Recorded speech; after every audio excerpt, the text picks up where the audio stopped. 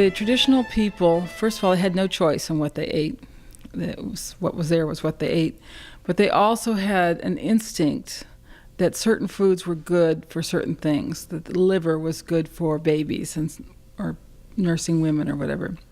They had an instinct. It was a type of consciousness that we've lost.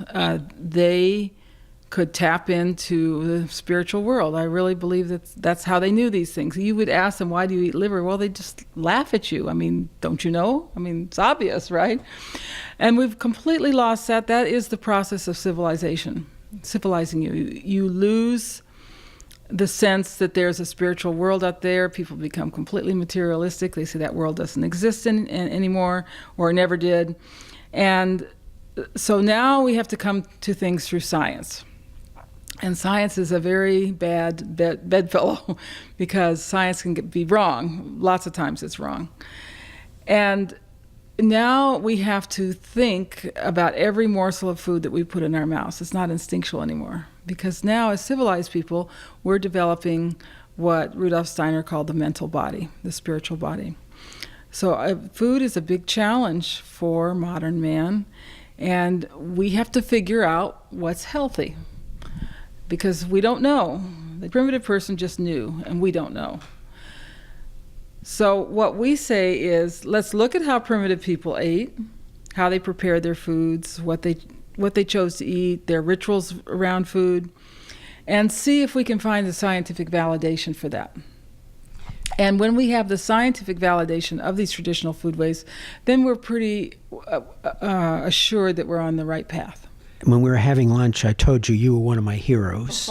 You, and I was explaining to somebody next to me that you are really in the forefront, one of the pioneers for what I call an intelligent approach, which is basically being respectful of a traditional approach to wonderful whole foods.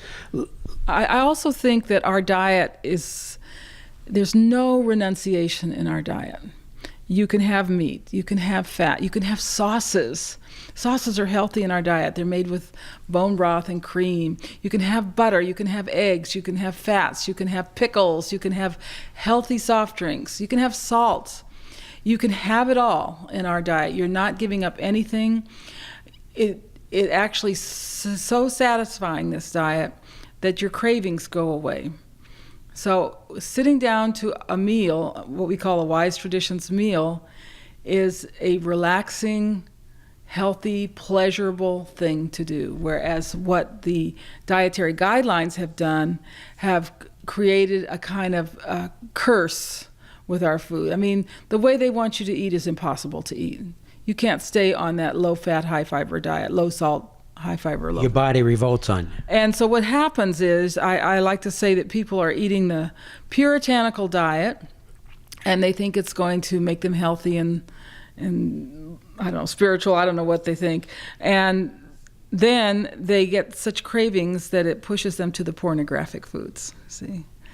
The pornographic junk foods. And so people are pushed back and forth between the puritanical and the pornographic. That's exactly what they want. I think it's actually quite a good metaphor for modern life. Yeah, it is truly a metaphor for modern life.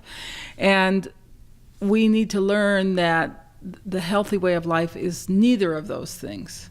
It's just good old-fashioned nourishing foods with plenty of fat, enjoyed, savored, in family meals.